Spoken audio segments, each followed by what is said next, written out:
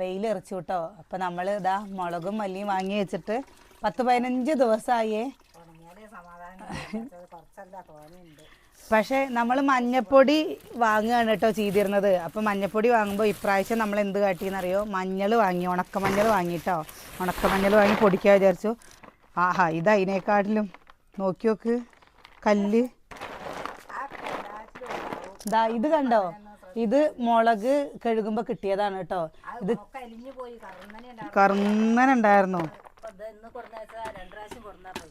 സുഖമാണ്, കടയിൽ പോവുക, പാക്കറ്റ് വാങ്ങുക, ഒന്നും അറിയണ്ട. ഇതെന്താണെന്ന് വെച്ചാൽ മഴ വരുന്നത് നോക്കണം, ഉണങ്ങിയ പാകത്തിന് ഉണക്കാവണം.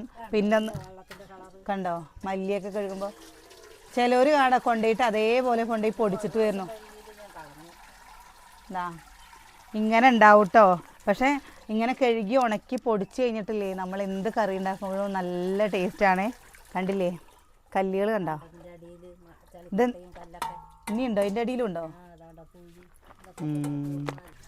നമുക്ക് ഏറ്റവും നല്ലത് പറഞ്ഞിട്ട് വാങ്ങൂട്ടോ. ഇതിലേ ഇങ്ങനെ മായം. അപ്പോൾ പൊടിയുടെ കാര്യം പറയണോ? നിങ്ങൾ പൊടിച്ചുപയോഗിക്കുകയാണോ അതോ പാക്കറ്റ് വാങ്ങുകയാണോ ചെയ്യാറ്?